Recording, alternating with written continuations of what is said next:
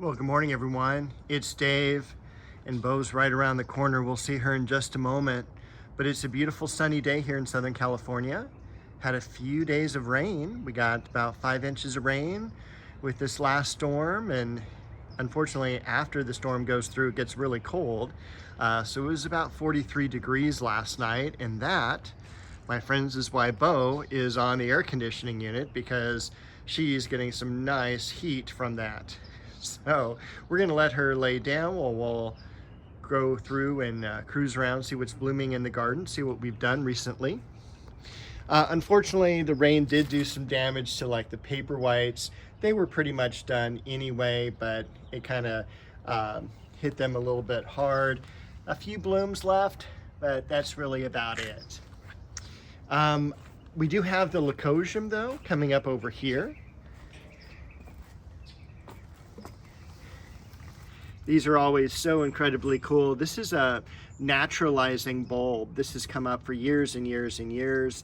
The bulbs are a little bit pricey, but they are worth it. And they are what we can have here in warmer climates that would be somewhat similar to lily of the valley, although these get much larger, but it has that same kind of drooping flower to them. No real fragrance to speak of, but again, these come back year after year after year, great for that woodland garden, and just really an incredible plant, very easy to grow. And one of the things I look forward to seeing come up every single year. After that, we do have some African daisies in bloom. This is osteospermum, and it's one of the proven winter varieties. I don't know which one offhand, but those are doing really well. The yellow flower is a weed, so I'm not too impressed with that, but it's a variety of oxalis, and unfortunately that comes up every year too. But it is kind of one of the cool things that just kind of lets you know this is the time of year. It's right at first of the year. We've got this beautiful now bare Japanese maple that needs to be pruned and also moved a little bit. Over here, we've got our incredible Dahlia. This is rabbit's foot fern, and of course, not only is the foliage beautiful, but you can kind of search in and see the rabbit's foot that's beginning to really just take over the container. Down beneath that, we have a couple succulents. And then this is the area that I've been working on. I'm gonna move around here because of the sun coming up. Actually, I think maybe it was better to begin with over here. So this is the area that I just cleaned out yesterday. Got rid of all the ivy that was coming down off of the fence and reset this rock here, so it kind of gives a nice little stepping stone into this planter bed and gives Bo a place to sit as well. I'm actually thinking about, in this area here, moving that plumeria. I don't think the plumeria goes, and I've thought about there's some better plants to put in this area where the plumeria is that kind of blends more with that back corner. So I think I'm going to do that, and that way also the plumeria won't be stretching out into the aisleway, the pathway. So right now I just have a 1 gallon Japanese maple there just for place filler, just to get an idea of, well, how is this going to look? I did plant one of the antique roses here. I did go ahead and finish weeding and mulching this area last couple of days, so this has turned out really, really nicely. And the last section I want to do, but it's with rain, it's gotten too muddy, and this is the one of the areas that dries out last, is this last little corner. So once I do that, I'll have the whole back corner done pretty well. So very excited about that. The Shishigashira, the lion's head maple right here. The New Guinea impatient survived our cold night, which is great. And then back up over here, we'll get out of the sun. This back corner is turning out really nicely. I finished pruning the Japanese maple off to the left. You can see the Wilma cypress that's just below it to its right. And then I did restake the tree there, but with all the rain, I think it has shifted a little bit. I may need to restake it one more time. So anyway, that's how the back corner is looking. I also took some time to prune all my 1 gallon maples that I got this year, as well as the 5 gallon maple. 5 gallon maple came from Upland Nursery in the city of Orange. It's on Tustin Street. It's a must for if you're in this area and love gardening. It's one of those nurseries that I go to that I'm amazed because they have so much cool stuff. Oh, by the way, that's also where the magnolia and that magnolia came from. And then all the 1 gallon maples came from Mr. Maple. So there's a lot of varieties here. They're just going to be planted throughout the yard, and particularly up in this area here. There's going to be a pathway, as you can kind of see, between the border and then the waterfall. I'm going to raise the waterfall up so we get a little bit more height to do a stream that'll come down through here. And then some of the maples will be over in this area here. So that's my goal there. Other than that, it's still really, really wet out here.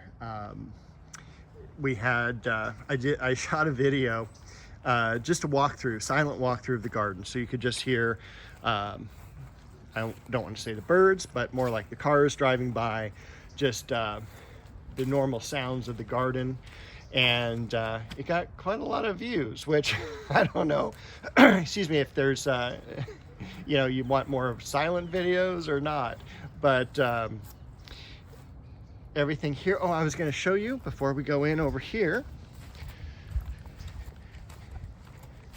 I did prune also the Sangugaku, Japanese maple, the coral bark. We've got the scillas coming up.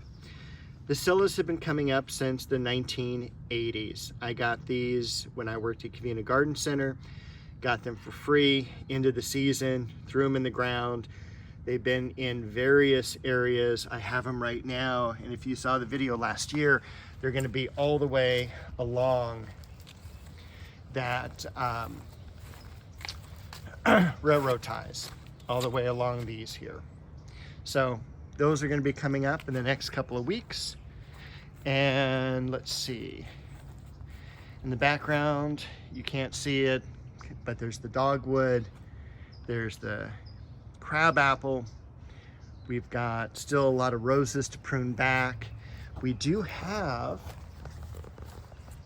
some new growth coming up from the Leonotis, and I forgot to give that to my sister for Christmas. So, because that is actually a plant she planted probably 25 years ago. So I thought she would like one for her home.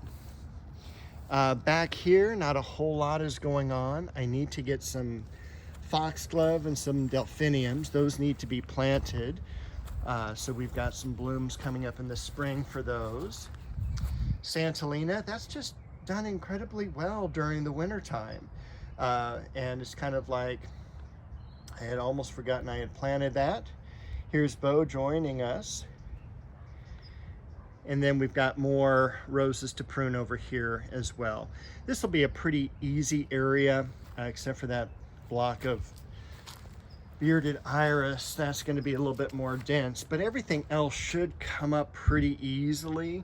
And there's just much more room to move around now that that Leonotis plant is gone. I had pruned this last week.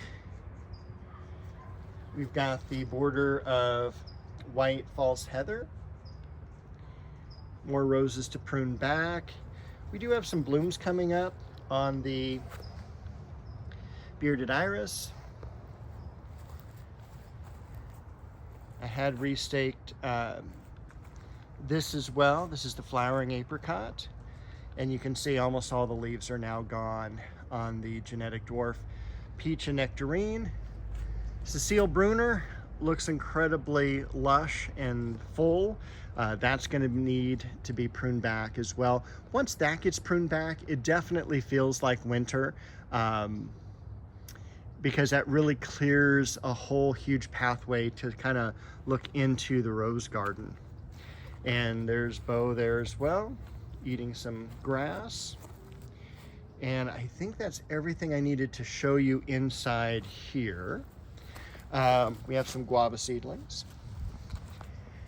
And then I've been working on, and I did this last week, just prior to the rain, is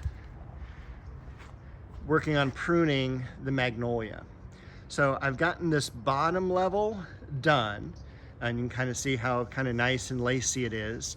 And then now I have to work on the top levels.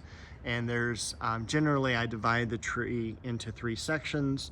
The bottom level, which is what I can reach without a stepping stool, the middle level, and then the very top, which you have to get a ladder, and that's just a big pain and a lot of stretching.